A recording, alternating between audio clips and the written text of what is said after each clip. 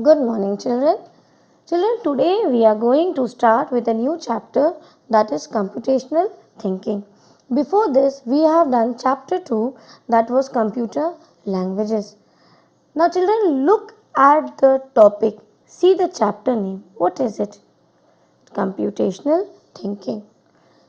We need to understand that why we are discussing this chapter.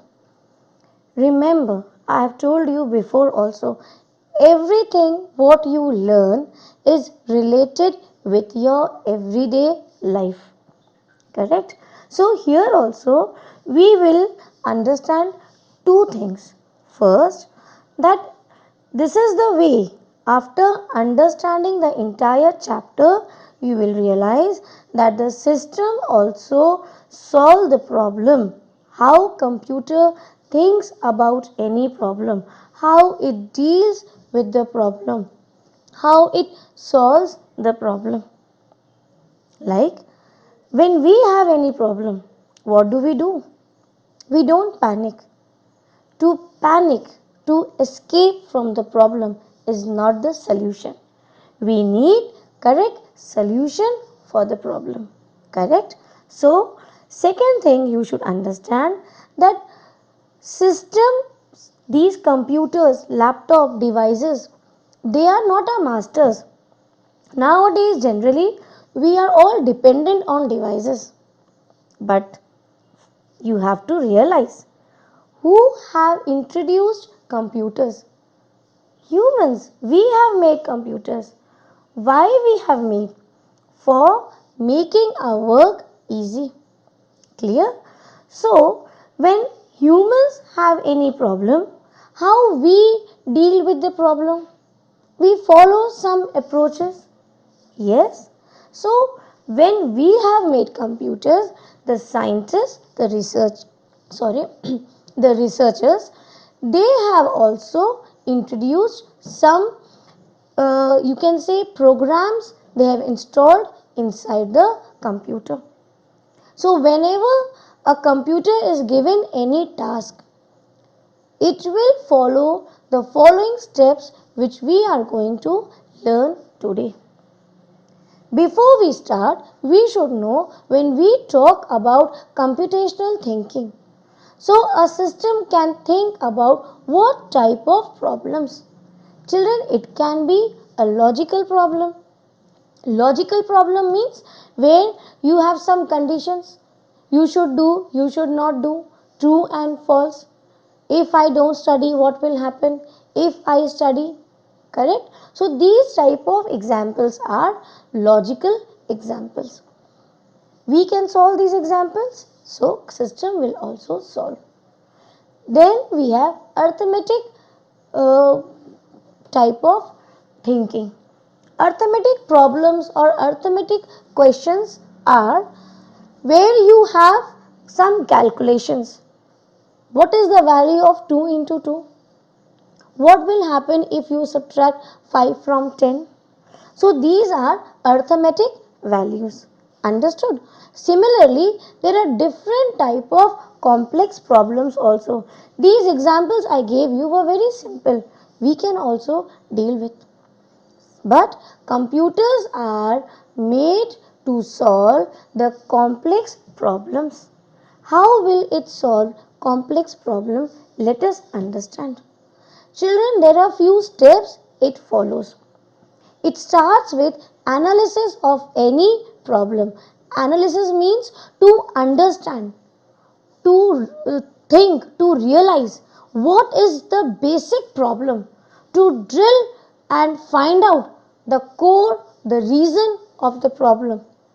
Or basically, you can say to find out actually or understand well the problem. Then once you know the problem, the second step is decomposition. That means here once you know what is the problem, you can see in the picture. See this first square box, and then further in the second line you can see rectangular boxes. That means the problem is now broken down into some simpler forms. If you have any problem, what do? First you think about the problem. What is the problem? How to solve it? Once you know how to solve it, you break the problem into some simpler forms. Then after breaking it down into simpler forms, then the third step is pattern recognition. That means here you will relate your problem with your previous experience, or suppose you discuss your problem with your friends or your family members, then they will also give you solution which will not be new. Maybe take example, if your exams are approaching and you have not prepared well, so when you discuss with the friend or with the family, what will they suggest you? They will suggest you some tips which are from their previous experiences. We learn from our previous experience. Those are the patterns which are fed inside our mind. Or sometimes we come across new ways of thinking to deal with the problem. Correct? Then we have another step that is called as abstraction. Here, after understanding what is the problem, then breaking it down into simpler forms, then thinking how it should be managed, the patterns, when you once recognize what is the pattern of your solution of the problem, then comes abstraction, where now you work with the problem, you manage your problem, you try to solve those problems. And how do you do it? We do it with the help of algorithms. Algorithms are diametric or pictorial form of any problem. It is easy. Even humans, children, when we have some problem, it is very much easy for us to deal with the to deal with the problem using pen and paper. This personally I am telling you, I often do this. Whenever I have any problem, I am confused. Generally, children, when you are confused or your mind is not working at all, what should I do? You take out a paper and a pen. Sit with that. First, on the top, you write down what is your problem. Then put an arrow down and then write down what you want. Then further you break down, decompose it into further steps, how you want these problems to be solved. Then finally when you decompose the problem, then it becomes much more easier for us, it becomes efficient for us to deal with the problem. And this is what is algorithm. The pictorial representation, or step by step, when you write down your problem and then you further break it into pieces, and then you realize how, if this is that, then I will solve it like this. If this is the problem, I should go and speak to this person, or if I have X problem, then I have Y solution. There are many ways. These are the diametric or pictorial representations which helps in dealing with the problem well. We get the solution in a very effective manner. Is it clear? See, there are 5 components what we have discussed. The first is analysis. Here I have taken one example. I have explained you the example of your exams if they are approaching. So we need to analyze what is the problem. Or take example, what is now the most happening and a very sad part in everybody's life. We all are affected with that. That is the corona. This is the problem. When WHO gave the guideline, they did not do it directly.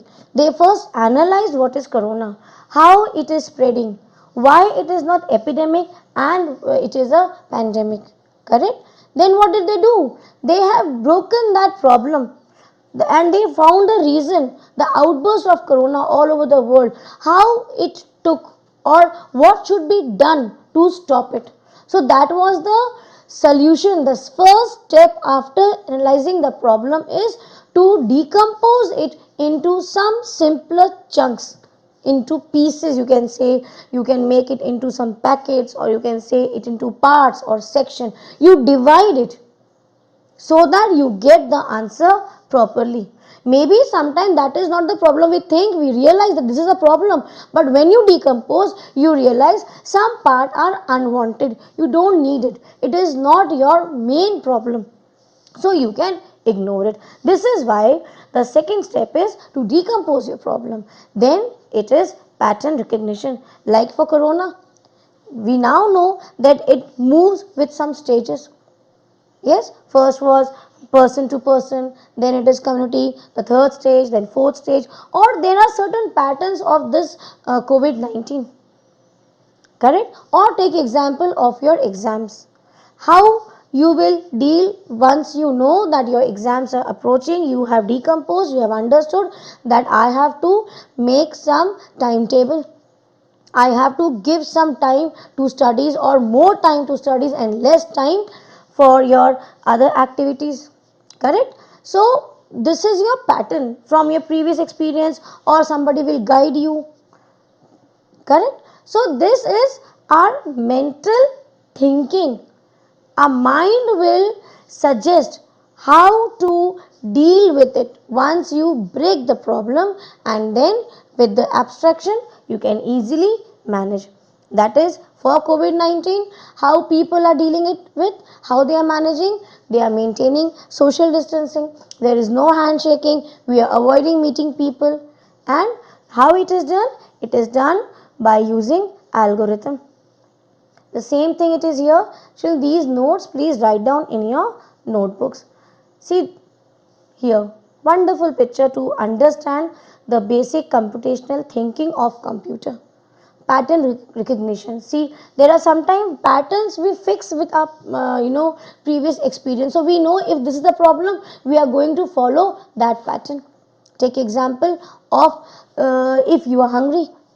If you are hungry, your mother knows quickly she can give you something which is available easily at home. Previous experience, that becomes a pattern so that you are not upset.